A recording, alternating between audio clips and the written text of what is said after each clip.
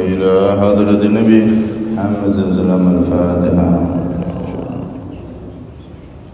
بسم الله الرحمن الرحيم. الحمد لله الرحمن الرحيم مالك يوم الدين. إياك نعبد وإياك نستعين. اهدنا الصراط المستقيم. صراط الذين أنعمت عليهم غير المغضوب عليهم ولا الضالين. بسم الله والحمد لله والصلاة والسلام على رسول الله سيدنا محمد بن عبد الله وعلى آله وصحبه ومن والاه ولا حول ولا قوة إلا بالله. رب اشرح لي صدري ويسر لي أمري واحلل عقدة من لساني يفقه قولي. سدد لساني واهد قلبي بحق سيدنا محمد النبي صلى الله عليه وسلم. دستوركم يا أهل الدرك ويا أهل الباطن ويا أهل النوبة ويا أهل النور. أما بعد. Hadirin jamaah semuanya yang dirahmati oleh Allah Subhanahu wa taala, alhamdulillah. Allah Subhanahu wa taala mentakdir dan mengizinkan kita semua untuk kembali hadir di majelis yang mulia ini, di tempat yang mulia ini. Semoga kumpulnya kita di sini membuahkan kumpulnya kita di sana bersama Rasulullah SAW di surganya Allah Subhanahu wa taala. Dan semoga kita semua diberi umur panjang, sehat walafiat, terkabul segala hajat, setelah itu diberi kesempurnaan husnul khatimah. Amin Allahumma amin. Kita sampai pada surat Al-Baqarah ayat ke-46. A'udzu billahi minasy syaithanir rajim. Bismillahirrahmanirrahim. Alladzina yadhunnuna annahum mulaqu rabbihim wa annahum ilaihi raji'un. Alladzina, yaitu orang-orang, yadunnuna ayyukinuna, yang meyakini, annahum, sesungguhnya mereka, mulaku rabbihim, adalah orang-orang yang akan bertemu Tuhannya. Wa annahum, dan sesungguhnya mereka, ilaihi, kepada rabbihim, kepada Tuhan mereka, raji'una, adalah orang-orang yang kembali. Ay fil akhirati, di akhirat, fayujazihim, kemudian balas itu Allah, memberi ganjaran sesuai amalnya terhadap mereka. Hadirin semuanya yang dirahmati oleh Allah Subhanahu wa taala, ayat ini adalah lanjutan keterangan dari ayat sebelumnya, yang mana pada ayat sebelumnya Allah Subhanahu wa taala menyebutkan bahwasanya kesabaran atau sholat ataupun ibadah lainnya itu berat, kecuali bagi orang-orang al-khasyiin, yang khusyuk, orang-orang yang benar-benar beriman, orang-orang yang hatinya tidak ada kesombongan, orang-orang yang rendah diri. Nah, di sini disebutkan oleh Allah mereka, orang-orang al-khasyiin tersebut mempunyai dua sifat yang disebutkan di sini. Kenapa mereka bisa ringan sholat, ringan ibadah? Karena mereka mempunyai dua sifat ini. Allah SWT di sini menyebutkan alladzina yadunnuna annahum mulaqu rabbihim wa annahum ilaihi raji'un. Sebelum masuk pada dua sifat mereka, di sini Allah SWT berfirman alladzina yadunnun, pakai kalimat yadunnun. Yadunnun itu Ahli tafsir mengatakan ada 3 makna. Makna pertama adalah meyakini.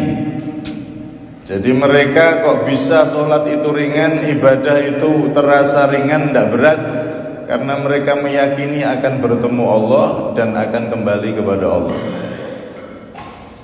sehingga ibadah menjadi ringan, walaupun berat pun dikuat-kuatkan, diistiqomahkan, karena bekal untuk menuju kembali kepada Allah. Ada yang mengatakan yadunnun maknanya mengetahui. Ada lagi yang mengatakan yadunnun sesuai dohir lafadznya, yaitu menyangka. Sebab manusia itu Pak, sebetulnya dengan prasangka saja itu mereka dengan nalurinya akan memilih sesuatu yang paling aman dan paling selamat.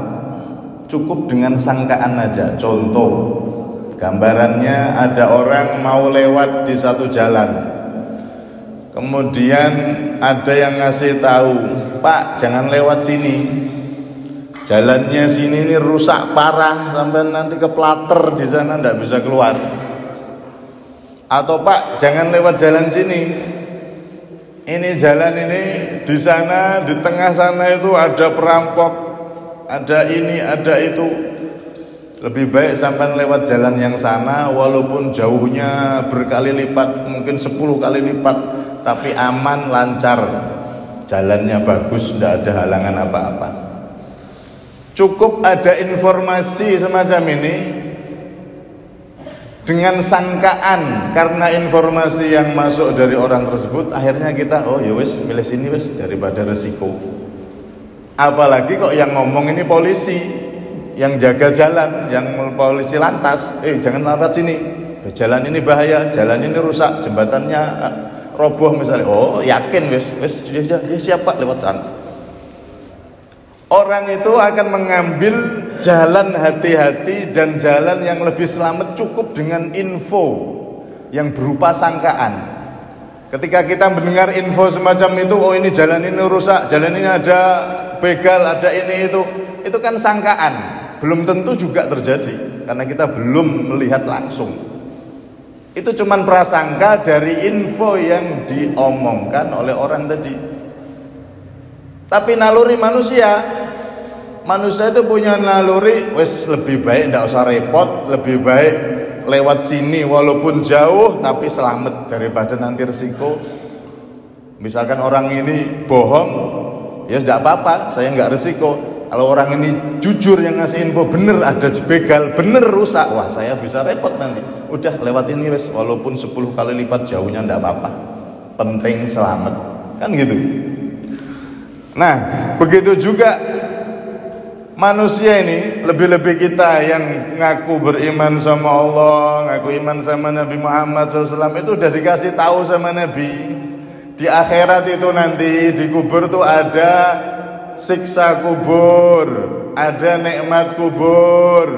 Di akhirat tuh ada surga, ada neraka. Orang yang punya naluri yang normal, lebih baik saya milih jalan selamat. Apa? Berusaha istiqomah ibadah. Kalau orang-orang yang orientalis, mereka nggak percaya akhirat, yang mana mereka bersemboyan hidup cuman sekali, dinikmati sepuasnya. Hidup itu cuman sekali, akhirat tidak ada itu surga neraka yang diyakini oleh umat beragama itu. Mereka orang-orang orientalis atau orang-orang ateis nggak percaya akhirat. Menganggap nggak ada itu surga, nggak ada itu neraka. Manusia hidup ya di dunia ini tok, mati selesai. Kayak binatang-binatang makhluk hidup yang lain itu mati selesai, nggak ada akhirat, nggak ada surga, nggak ada neraka. Itu mereka orang-orang ateis, orang-orang yang nggak percaya akhirat. Maka ada seorang syair yang menjawab omongan mereka itu. Za'amal munajjimu wat tabibu kilahuma la tuhsyarul ajsadu qultu ilaikuma in sahha qawlukuma falastu bi khasiri aw sahha qawli fal khasaru alaikuma. Mereka orang-orang yang memusuhi Islam, orang-orang ateis, orientalis, yang menganggap akhirat itu tidak ada. Udah pakai logika aja. Andaikan perkataan mereka itu benar, maka kita yang taat, yang ibadah ketika hidup nggak ada ruginya. Mati kok jebul kok ono surga kok ono neraka. Andaikan mereka benar, yang ahli taat nggak ada ruginya. Tapi kalau di akhirat itu ada surga dan neraka, maka mereka yang akan jadi orang yang sangat rugi. Sedangkan kita yang taat pun tetap aman. Oh, dapat surga, selamat dari neraka. Ini apalagi kita umat Islam yakin di akhirat itu ada surga, ada neraka. Allah akan balas sesuai dengan amalannya masing-masing. Karena itu di sini Allah memakai kalimat yadunnun. Ada ulama yang memaknai cukup dengan prasangka aja. Manusia itu punya naluri pengen ambil jalan yang selamat.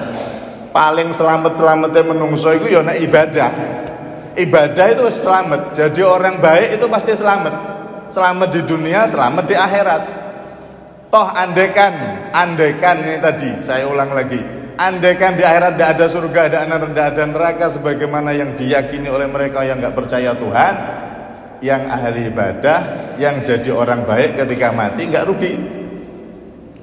Padahal surga neraka itu ada. Yang ngomong Kanjeng Nabi, yang ngomong Allah Subhanahu Wa Taala di dalam Al-Quran banyak menyebutkan nanti di akhirat akan dibalas sesuai amalan masing-masing. Yang baik dibalas baik surga, yang jelek dibalas jelek dengan neraka. Na'udzubillah min dzalik. Di sini orang-orang yang mereka sholat jadi ringan, ibadah jadi ringan disebutkan oleh Allah karena dorongan dua hal. Yang pertama, mereka sadar bahwasanya annahum mulaku rabbihim, mereka itu akan ketemu sama Tuhannya, ketemu sama Allah, alias mati. Wong niku nek sadar bakal mati, iling bakal mati, maka dia akan mempersiapkan diri. Karena setelah kematian ada surga, ada neraka, ada nikmat kubur, ada siksa kubur. Akhirnya dia akan siap-siap. Wal maut mufaraqatur ruh lil badan. Semua orang yang hidup pasti akan mengalami kematian, dan kematian itu pisahnya roh sama badan kita. Roh itu urusan Allah, tapi para ulama mendefinisikan roh itu adalah sesuatu yang lembut, yang mana dia menyatu kepada badan sebagaimana air menyatu pada tumbuhan yang hijau. Tumbuhan nek masih hijau, masih hidup itu kan di dalam tumbuhan itu batangnya itu kan ngandung air. Nek tumbuhan mati dia kering, dibakar gampang. Tapi kalau wit-witan itu nek masih hidup kan ada kandungan airnya. Nah itu definisi dari roh oleh para ulama seperti itu. Adapun hakikat dari roh yang tahu cuma Allah. Dan ahlu sunnah wal jamaah mereka berkeyakinan, kita berkeyakinan roh itu nggak pernah mati. Roh itu tidak pernah mati, kekal terus, maksudnya dikekalkan oleh Allah Subhanahu wa Ta'ala. Nah, ketika orang itu ingat bahwasanya dia akan ketemu Allah alias akan mati, maka dia akan terdorong untuk melaksanakan sholat, ibadah dan lain-lain. Kalau sudah terdorong, maka nanti dilaksanakan akan menjadi ringan dan menjadi kebiasaan. Sebaliknya, kalau orang itu tidak ingat kematian, tidak ingat akan ketemu sama Allah, maka ya hidupnya seenaknya sendiri, nggak sadar akan mati. Karena itu ada ulama, Sayyidina Imam Al-Hasan, beliau mengatakan, ma ra'aitu yaqinan la syakka fih asbaha bisyakin la yaqina fih kal maut. Aku tidak melihat sesuatu yang pasti terjadi tanpa keraguan, tapi menyerupai kayak sesuatu yang meragukan tanpa kepastian seperti kematian. Artinya apa? Mati itu Pak, semua orang itu tahu kalau mati, tapi kadang-kadang nggak ngeh, kadang-kadang nggak disadari, koyok-koyok gak ono mati itu. Lah buktinya dia tiap hari nggak sholat, dia tiap hari nggak ibadah, nggak mempersiapkan kematian, kan berarti seakan-akan mati itu kayak nggak ada. Padahal itu pasti. Sibuk kerja ini kerja itu tanpa dia sadar bahwasanya kematiannya semakin dekat, bahkan kadang ada yang masih angan-angannya panjang. Saya kalian masih hidup terus 20 tahun lagi, 30 tahun lagi, nanti kalau tua baru tobat. Padahal kain kafannya sudah ada di sebelah rumahnya. Angan-angannya duawa, tapi padahal kain kafannya sudah ada di sebelah rumahnya. Naudzubillah min dzalik. Karena itu di sini mereka orang-orang yang sholat itu ringan, sabar di dunia ini ringan, ibadah ringan. Itu sifat mereka yang pertama, ingat kematian, ingat bahwasanya mereka akan bertemu Allah Subhanahu wa taala melalui pintu yang namanya kematian. Sayyidina Amr ibnul As radhiyallahu anhu, beliau pernah mensifatkan sakaratul maut, orang mati itu beratnya ka'annas samawat intobak alal ard wa ana bainahuma ka'anna nafsi takhruju ala thaqbi ibratin. Orang itu ketika sakaratul maut kayak langit sama bumi itu ditumplekkan, dipepet dari jiblek. Terus saya keluar dari lubang jarum. Saking lorone maksudnya, saking ngerine sakaratul maut itu, sakitnya kayak ditimpa langit dan bumi, ditindih sama langit dan bumi. Ini satu sahabat yang namanya Amr bin As menceritakan tentang bagaimana beratnya ketika orang meninggal. Cuman banyak ulama yang mengatakan kalau semakin taat nanti diringankan oleh Allah, tidak terasa, sesuai amalan masing-masing. Nabi Ibrahim alaihissalam, beliau pernah melihat malaikat maut Israel. Kemudian beliau meminta Israel untuk menampakkan wajahnya saat dia mencabut nyawa orang-orang yang durhaka, yang ahli maksiat, atau orang-orang yang kafir. Wong mukmin, wong Islam tapi ahli maksiat, atau orang kafir yang enggak beriman, yang enggak Islam. Maka saat itu malaikat maut mengatakan, atutiku dalik, wahai Nabi Ibrahim, apakah jenengan mampu lihat wajah saya? Saya akan tampakkan bagaimana ketika saya mencabut mereka, orang-orang yang durhaka kepada Allah. Maka Nabi Ibrahim mengatakan, bala, ya, coba aku pengen tahu. Kalau kamu datang ke orang yang mukmin, orang yang soleh dengan wajah yang berseri-seri, wajah yang indah. Kalau kamu datang mencabut nyawa ke orang-orang yang ahli maksiat atau orang-orang yang kafir, bagaimana? Saya pengen tahu. Subhanallah, akhirnya ditampakkan itu wajah malaikat Israel dengan wajah yang sangat menakutkan.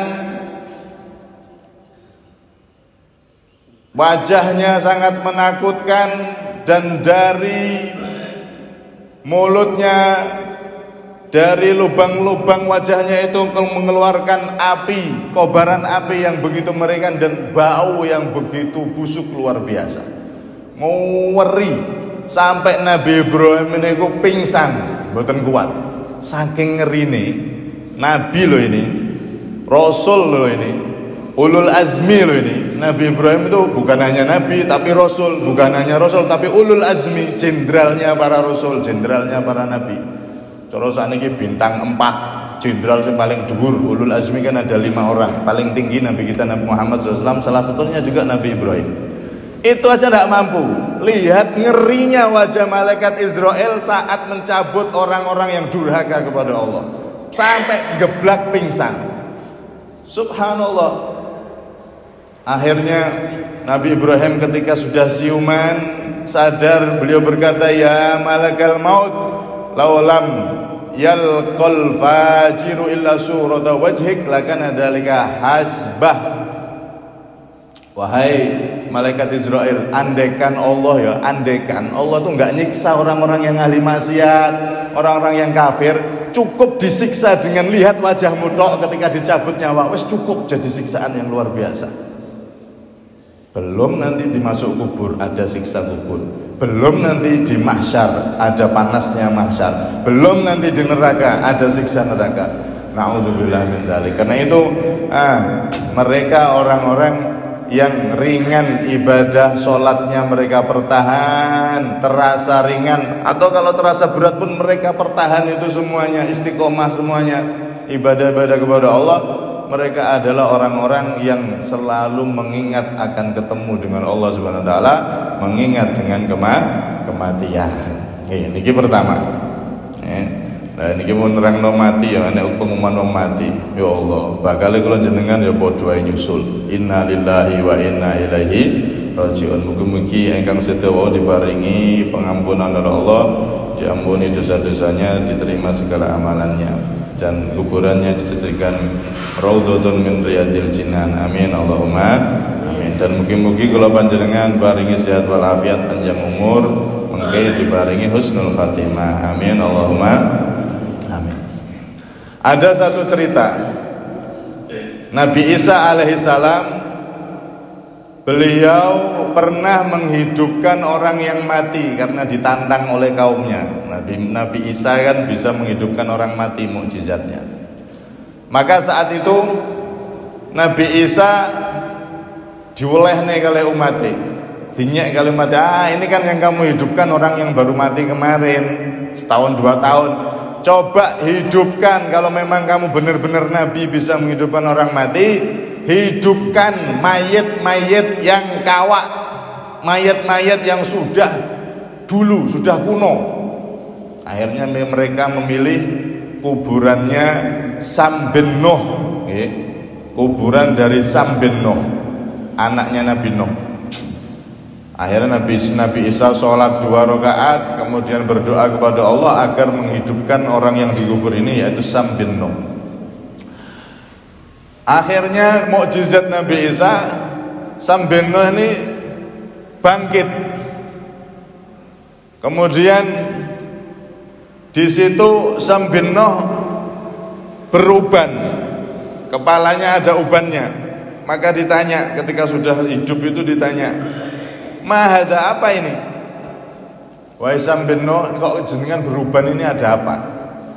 Maka beliau menjawab, tadi itu ada panggilan aku supaya hidup lagi. Tak kira wis kiamat, kaget aku. Saking wediku kiamat sampai ini kepalaku beruban. Karena aku saking takutnya kiamat dan saking masih aku rasakan betapa pahitnya, betapa sakitnya ketika ruhku dicabut dulu. Subhanallah. Nabi Nuh, zaman Nabi Nuh, putra Nabi Nuh, sampai ke zaman Nabi Isa, Nabi terakhir sebelum Nabi Muhammad, ibaratnya kan jauh itu, berapa tahun itu, mungkin ribuan atau ratusan tahun. Itu beliau sampai ngomong masih terasa rasa sakaratul maut itu.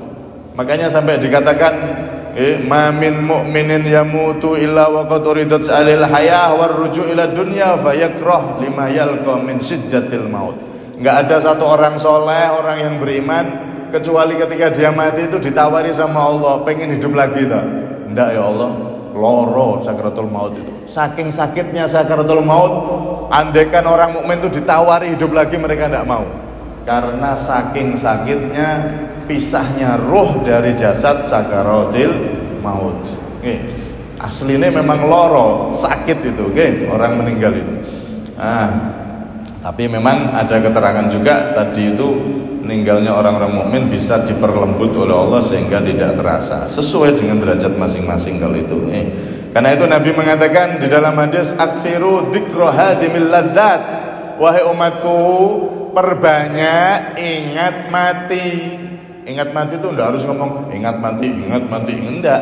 Atine maksudnya. Tanamkan dalam hatimu, kamu ini akan mati. Ingat toh kamu tuh mati. Supaya apa? Anak rime, Pak. biar ada rem. Nek wong eling mati niku ngerem. Oh iya, aku kok bakal mati. Mosok yo ngene terus. Urip kok tangi turu mangan, weteng mules ning WC, kemudian kerja turu mangan, mosok ngene terus uripku. Kok nek mati nggawa apa? Mosok apa nggawa sego? Mosok apa nggawa harta yang tak tumpuk-tumpuk? Mikir. Disuruh mikir sama Nabi, mikiro ilingo wahai umatku, perbanyak. Bahkan Nabi nyuruh kita perbanyak selalu ingat mati, karena ini adalah sifat orang yang mana mereka akan mudah diberi kemudahan dan ringan untuk jaga ketaatan kalau memang pertama ingat mati, ingat ketemu Allah Subhanahu wa taala. Ini yang pertama, annahum mulaqu rabbihim. Kemudian yang kedua, sifat mereka adalah wa annahum ilaihi raji'un. Mereka meyakini, sadar akan kembali kepada Allah. Loh, apa bedanya ketemu Allah sama kembali kepada Allah? Ketemu Allah itu mati. Bisa husnul khotimah, bisa su'ul khotimah, tergantung amalan masing-masing. Kembali kepada Allah, maksud dari kembali kepada Allah itu apa? Manusia itu semuanya, yang taat, yang maksiat, yang beriman, yang kafir, semuanya itu kalau sudah mati, maka nggak ada yang bisa nolong dia kecuali Allah. Nek urung mati gaya, sing duit akeh gaya, kena kasus, oh duitku akeh iso tak gawe tak suap ini suap itu, bisa bebas saya. Kalau di dunia gaya, bisa gunakan hartanya, yang jabatannya tinggi bisa gunakan jabatannya. Dia bisa berkuasa ini itu, atau minta bantuan yang berkuasa dengan bantuan ini itu. Di dunia masih bisa rekayasa, bisa, tapi nek wis mati wis do ono sing payu. Uang ndak laku, harta ndak laku, jabatan ndak laku, yang berkuasa di sana hanya Allah. Kembali dikuasai sepenuhnya oleh Allah, sebagaimana kita dulu sebelum ada di dunia, awalnya juga dikuasai sepenuhnya oleh Allah. Kita dilahirkan, diberi ruh oleh Allah, diberi nyawa sampai lahir di dunia. Dulu awal kita lahir, awal kita diciptakan, yang menguasai Allah. Setelah di dunia, ada yang masih ingat Allah, ada yang lupa sama Allah, ada yang merasa berkuasa dengan hartanya, ada yang merasa berkuasa dengan jabatannya, ada yang merasa berkuasa dengan kelebihannya dan seterusnya. Tapi ketika balik ke Allah alias mati, balik meneh. Ndak ono sing kuwasa, ndak ono sing iso nolong, hartamu ndak bisa nolong, kekayaanmu ndak bisa nolong, jabatanmu ndak bisa nolong, kelebihanmu yang kamu banggakan di dunia ndak bisa nolong, kecuali pertolongan dari Allah Subhanahu wa taala. Dan pertolongan Allah enggak akan turun kecuali dipersiapkan sekarang di dunia dengan amal soleh. Karena itu dua ini kalau tertanam di hati kita, maka insya Allah kita akan semakin jadi orang yang lebih baik lagi. Satu, ingat mati. Nomor dua, ingat nek wis ning kubur gak ono sing iso nolong kita orang. Gak ada yang bisa bantu kita sama sekali kecuali Allah.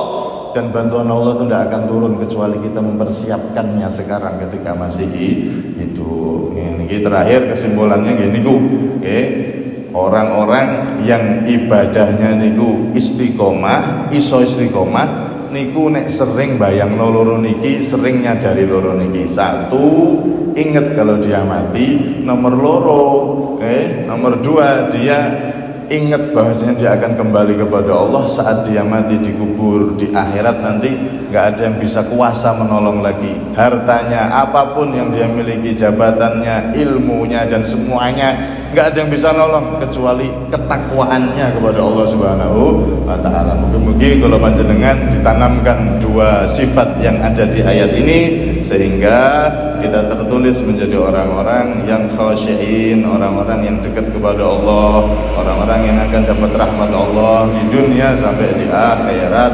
Amin Allahumma amin. Kurang lebihnya minta maaf ada minni wal afwa minkum. Assalamualaikum warahmatullahi wabarakatuh. La ilaha illallah al-mawjud fi kulli zaman. La ilaha illallah al-ma'bud fi kulli makan.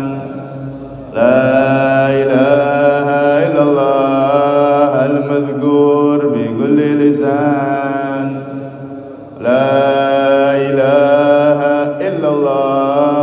المعروف بالإحسان